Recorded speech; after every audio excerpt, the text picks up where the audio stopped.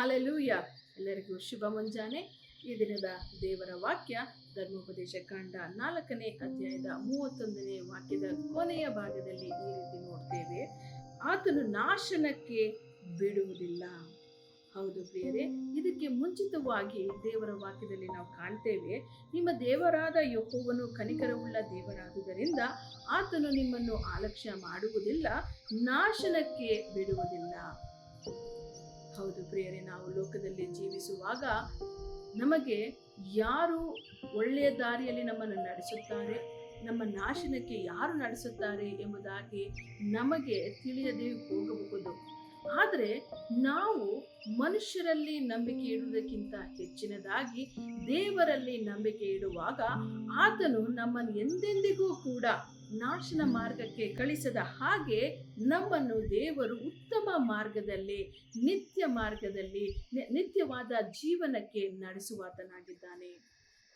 ಆತನು ಎಂದಿಗೂ ಕೂಡ ನಾಶವಾಗುವುದಕ್ಕೆ ಬಿಡುವುದಿಲ್ಲ.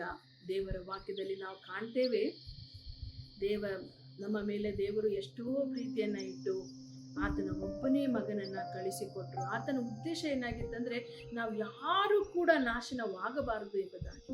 ನಮ್ಮ ಜೀವಿತ ಎಂದಿಗೂ ಒಬ್ಬರ ಜೀವಿತವಾದರೂ ಕೂಡ ನಾಶವಾಗಬಾರದು ಎಂಬುವಂತಹ ಒಂದು ಯೋಜನೆಯೊಂದಿಗೆ ಯೇಸು ಕ್ರಿಸ್ತನನ್ನ ಈ ಲೋಕಕ್ಕೆ ಕಳಿಸಿಕೊಟ್ಟರು. ಆ ಯೇಸು ಕ್ರಿಸ್ತನ ಮೇಲೆ ಭರವಸವಿಡುವಂತಹ ನಾನು, ನೀವು, ಪ್ರತಿಯೊಬ್ಬೊಬ್ಬರು ಕೂಡ ನಾವು ನಾಶನಕ್ಕೆ ಹೋಗದ ಹಾಗೆ, ನಮ್ಮ ಜೀವಿತ ನಾಶವಾಗದ ಹಾಗೆ ನಿತ್ಯ ಜೀವಕ್ಕೆ ನಡೆಸುವಂತಹ ದೇವರು ನಮ್ಮ ದೇವರಾಗಿದ್ದಾರೆ. ಆದುದರಿಂದ ಆ ನಿತ್ಯವಾದ ದೇವರನ್ನ ನಾವು ಆರಾಧಿಸುತ್ತಾ ಈ ದಿನವನ್ನ ಪ್ರಾರಂಭ ಮಾಡೋಣ. ನೆನಪಿನಲ್ಲಿ ಇಟ್ಟುಕೊಳ್ಳ್ರಿ, ನಮ್ಮ ದೇವರು ನಿಮ್ಮನ್ನು ನಾಶನ ಮಾರ್ಗದಲ್ಲಿ ನಡೆಸುವಾತನಲ್ಲ. ಆತನು ಒಳ್ಳೆಯ ಕಾರ್ಯಕ್ಕೆ, ಆತನ ಒಳ್ಳೆಯ ಮಾರ್ಗಗಳಲ್ಲಿ, ಆತನ ಒಳ್ಳೆಯ ಆಲೋಚನೆಯಲ್ಲಿ ನಿಮ್ಮನ್ನು ನಡೆಸುತ್ತಾನೆ. ಪ್ರಾರ್ಥನೆ ಮಾಡೋಣ.